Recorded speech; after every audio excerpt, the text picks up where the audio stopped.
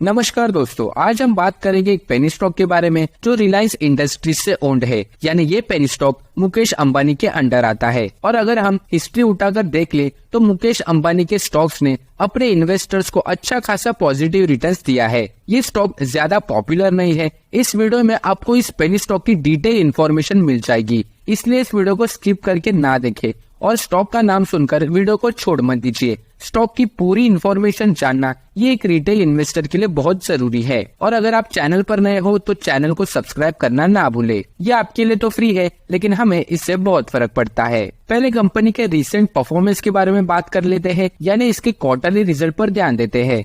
जून 2022 में कंपनी को सेल्स 447 करोड़ का हुआ था। उसके बाद सितंबर में 473 करोड़। यहाँ पे हमें सेल्स थोड़े बहुत बढ़ते हुए देखने मिले। दिसंबर में 478 करोड़ और मार्च में 460 करोड़। यहाँ तक हमें ये देखने मिल रहा है कि कंपनी ना तो अपने सेल्स को ज्यादा बढ़ा पा रही है, ना फिर हमें इसमें एक बहुत बड़ा डिक्लाइन देखने मिल रहा है।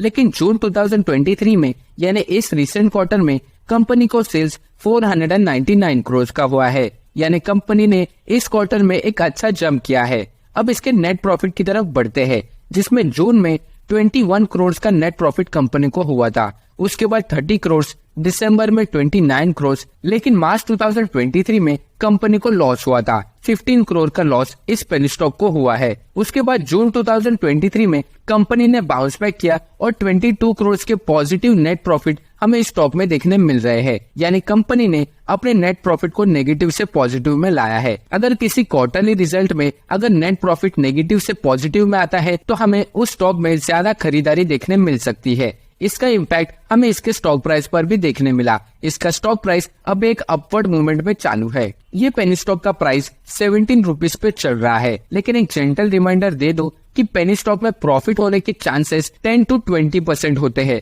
और लॉस होने के चांसेस 80 to 90%। तो अगर आप इस पेनी स्टॉक में इन्वेस्ट कर रहे हो तो कम क्वांटिटी ही इन्वेस्ट करें। और इस वीडियो में जो भी इन्फॉर्मेशन प्रोवाइड हो रही है वो सिर्फ मेरा पॉइंट ऑफ व्यू है। इन्वेस्ट करने से पहले अपने फाइनेंशियल एडवाइजर से सलाह जरूर ले। अब इस कंपनी के फंडामेंटल डिटेल्स जान लेते हैं, जो कि जानना बहुत ही जरूरी है। कंपनी का मार्केट कैप 3000 करोड़ के करीब है। यानी अभी के लिए तो एक स्मॉल कैप स्टॉक है। बुक वैल्यू 23.8 रुपीज का है। इससे पहले मैंने आपसे कहा कि इसका करंट मार्केट प्राइस 17 रुपीज का चालू है। यानी ये स्टॉक अभी बुक वैल्यू के हिसाब से अंडर वैल्यूड है।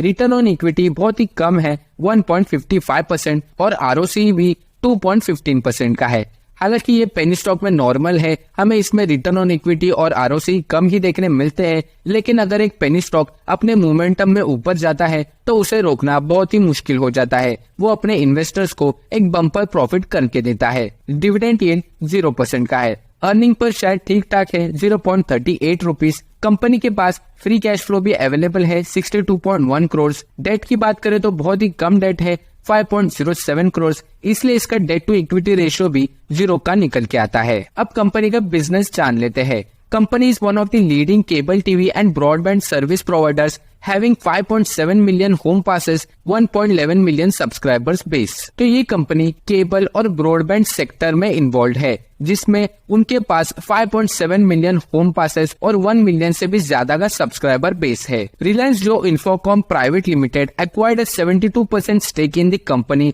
during FY19 for 4,100 crore. तो 2019 से 2020 के बीच रिलायंस जो इंफोकॉम प्राइवेट लिमिटेड ने इस पेनी स्टॉक में 72% का स्टेक लिया है 4,100 करोड़ देकर। ये बहुत ही बड़ा इन्वेस्टमेंट था और अभी हम कह सकते हैं कि रिलायंस जो इस कंपनी का मालिक है। Company holds a pan India ISP license and the company has an extensive network connecting and 5mm digital cable household. Company के पास पैन इंडिया यानी ये पूरी इंडिया में फैला हुआ है और इसका नेटवर्क कनेक्टिंग भी बहुत ज्यादा है।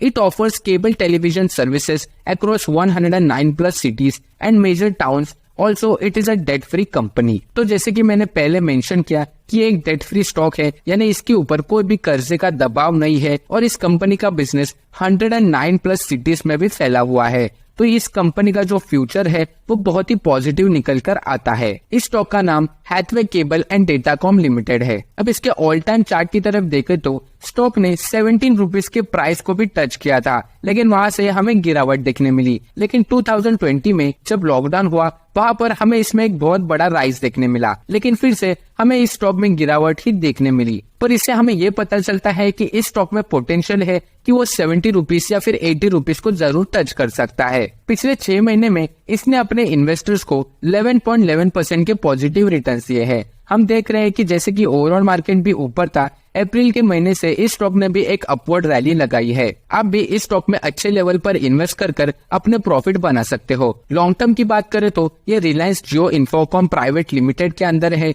तो इसमें हमें एक बहुत बड़ा बूस्ट जल्द ही देखने मिल सकता है, क्योंकि मुकेश अंबानी केबल और ब्रॉडबैंड सर्विसेज में बहुत ही ज्यादा इंटरेस्ट दिखा रहे हैं। इसकी शेयर होल्डिंग पैटर्न की बात करें तो प्रमोटर्स की होल्डिंग बहुत ही ज्यादा है, 75% की। अगर किसी कंपनी की प्रमोटर होल्डिंग ज्यादा होती है तो इन्वेस्टर्स को उस स्टॉक में कॉन्फिडेंस आता है और उस स्टॉक में हमें ज्यादा खरीदारी देखने मिलती है। फॉरेन इंस्टीट्यूशनल इन्वेस्टर्स की होल्डिंग 6.52% की है। डोमेस्टिकल इंस्टीट्यूशन इन्वेस्टर्स ने इस स्टॉक में कोई भी इंटरेस्ट दिखाया नहीं है और बाकी की होल्डिंग पब्लिक के पास है। तो ये थी सारी इन्फॉर्मेशन इस मल्टीबैगर पेनी स्टॉक की। वीडियो अगर अच्छी लगे तो लाइक, शेयर और चैनल को सब्सक्राइब करना ना भूले।